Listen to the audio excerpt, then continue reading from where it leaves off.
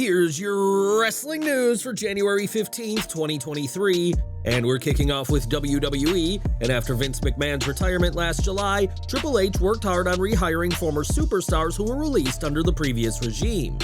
Names like Bray Wyatt, Karrion Kross, Dakota Kai, and others all returned to WWE after McMahon's departure, and the executive chairman has been doing some rehiring of his own. Sources who spoke to Ringside News have revealed that Brad Bloom is back with WWE after he spent years working for Vince as his chief of staff. In fact, Bloom was only let go from WWE around a month and a half ago, but it's safe to say that plenty has changed during his time away. In addition to Bloom, McMahon's return has seen the return of Michelle Wilson and George Barrios, who were once the company's co-presidents, as McMahon has quite a support system within WWE. It's hard to buy McMahon's claims that little will change behind the scenes when he is bringing back so many names from his first era as head of the company, and things in Stamford are beginning to look a lot like the so-called good old days. Right now, Tony Khan owns two major wrestling promotions, AEW and Ring of Honor, but for the past week, there have been rumors that he could be adding WWE to his collection. Sources close to Khan and his father Shahid have confirmed that the father-son duo are interested in a merger with WWE, but could something like this actually happen? One person who's worked for both WWE and AEW and has been critical of both at different times is Eric Bischoff, and during the 83 Weeks podcast, he weighed in on the Khans purchasing their competition. Acquiring WWE that's a big, giant move. I don't see it. Now, could it happen? Sure, anything is possible. But if you really think about it, does the Khan Enterprise have the experience, knowledge, infrastructure, ability to run a company as complex as WWE? They may be in the same business, but they don't live and play in the same universe. Many agree with Bischoff that Tony Khan will not be WWE's buyer, but believe that the chief reason this won't happen is that Vince McMahon would flat out refuse to sell to AEW's president, no matter the offer. Vince McMahon's pride is what may keep him from selling WWE to Tony and Shahid Khan, and despite having an entire board of directors to advise him, it'll ultimately be the chairman who decides the fate of the company. If the Khans aren't going to buy WWE, the question remains who is, and one name still in the mix is the Saudi Arabia Public Investment Fund. With over $600 billion being overseen by Saudi Crown Prince Mohammed bin Salman, the PIF could easily afford WWE despite backlash from fans. Many believe that selling to the Saudis would be a PR disaster, but on Wrestle Binge, Vince Russo gave his own reasons for opposing the deal. I just really do hope what I do hope, Chris, is that at the end of the day, if there is a sale and we have talked about that, I think, listen bro, a deal with Saudi, I don't think it's good on many levels. The level I'm going to talk about is they would continue to run WWE as is, with the good old boy network and the bubble. If it were a legit entertainment company, if it were Disney, then all of a sudden they came inside and looked at everything going on and the players in the game, you would see a completely different thing. Russo wants to see things change in WWE and believes that given how chummy the Saudis and McMahon are, that just won't happen if the PIF are the buyers. With WWE already being a massively profitable business, it's unlikely that any buyer would make massive changes to the product that could possibly cost them viewers. But in Russo's case, the Saudi Public Investment Fund are a poor choice for WWE to sell to. More McMahon news as after his return to WWE last week, there has been speculation as to whether he will appear on TV. Given the allegations that resulted in his retirement, many feel that appearing on TV would come across as gloating about his return and would be an absolute PR nightmare for WWE.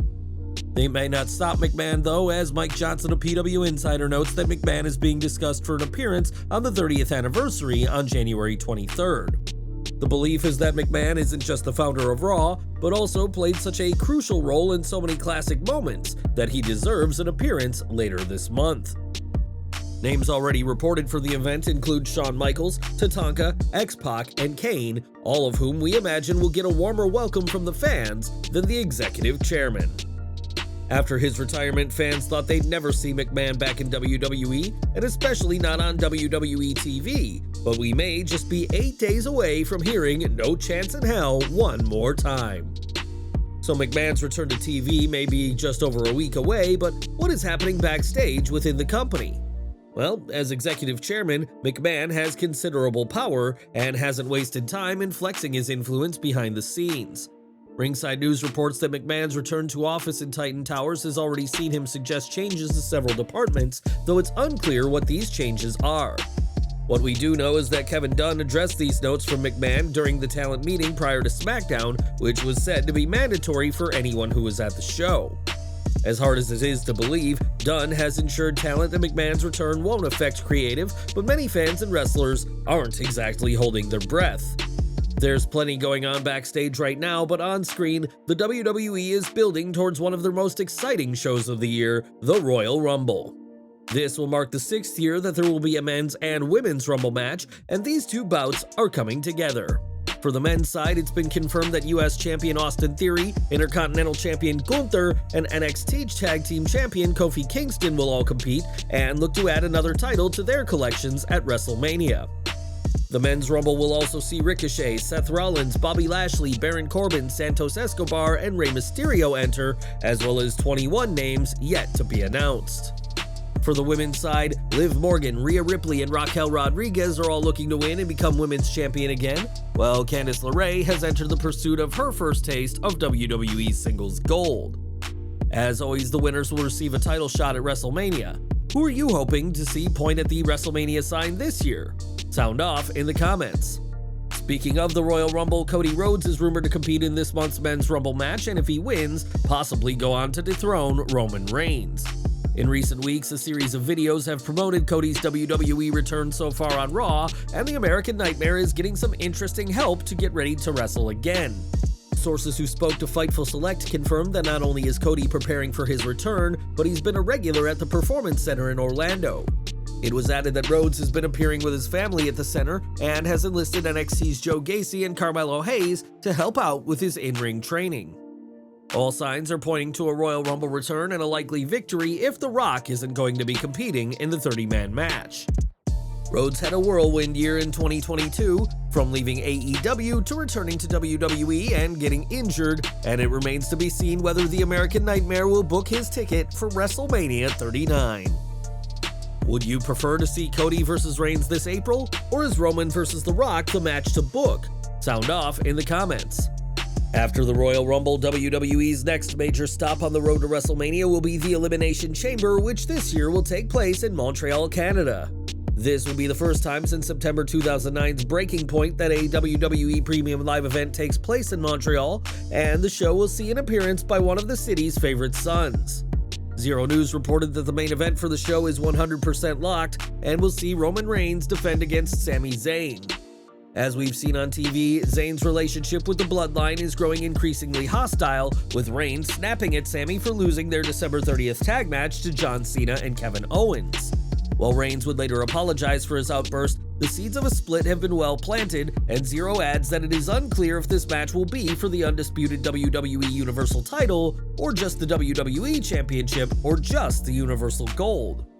WWE has been trying to think of an idea to split the titles for some time, and it sounds like the split could come soon. And while we can't see Zayn dethroning Reigns to close out WrestleMania, expect the honorary Uce to get a hero's welcome in his native homeland. Even with everything going on backstage, there's still a show to run and a WrestleMania to build towards.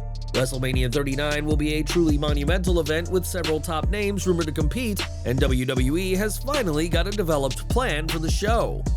This week, WWE were able to lock down the WrestleMania 39 card, but the source who spoke to Ringside News wouldn't give any confirmation on any of the matches. Nothing has been announced yet, but reported matches include John Cena vs. Logan Paul and Brock Lesnar vs. Gunther in a bout that will be physical, to say the least. The big question is whether The Rock will compete against Roman Reigns, and if he does, then the current plan is for Cody Rhodes to take on either Seth Rollins or Drew McIntyre. If the Brahma Bull isn't lacing his boots up though, then the reported plan is for Rhodes to face Roman Reigns, with many believing he'll be the one to end his undisputed WWE Universal title reign. With the power struggles in WWE, you'd be forgiven for forgetting that the biggest show of the year is just 76 days away. If you've been following Young Rock, you'll know that this season is about the Attitude Era, which means several iconic names will be on the show.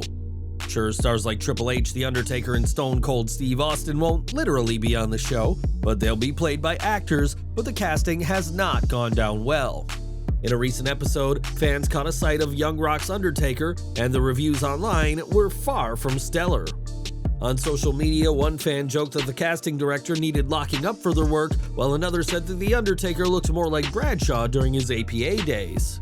The Phenom wasn't the only character to get slated, as fans also mocked the lookalikes for Triple H, Mankind, Jim Ross, and others, with one fan joking that the show has a budget of $4. Of course, the characters on the show will never look 100% like the real people, who are now far too old to play their younger selves themselves, but this casting is not impressing wrestling fans at all. And we're ending today with news from Mercedes Moné, who debuted at New Japan for Wrestle Kingdom last week. Attacking Kairi marked Moné's first appearance at a wrestling event since walking out of the May 16th edition of Raw in what must have been an emotional moment. Speaking on his FTR podcast, Harwood spoke about his friend's debut for New Japan and what Moné must have been feeling at the time. "I know how she was feeling. She was proud, nervous, excited, scared, all the emotions, you know? She hit this finishing move and nobody knows what that was. Nobody knows how it felt. But how proud she was in that moment and how nervous she was walking down the aisle. Like, everyone can relate to that, and I know that she was so proud of herself because she did it her way. She stood up for what she believed in, she stood up for what she thought was right, and she was able to achieve probably the thing she's dreamt about the longest." Moné is reportedly set to compete 5 times for New Japan per year, with her first match coming next month against Kairi for the IWGP Women's Championship. The former Sasha Banks is reportedly the highest paid person to work for a Bushiroad promotion, as Bushiroad owns both New Japan and Stardom, and time will tell if she dethrones the Pirate Princess in San Jose.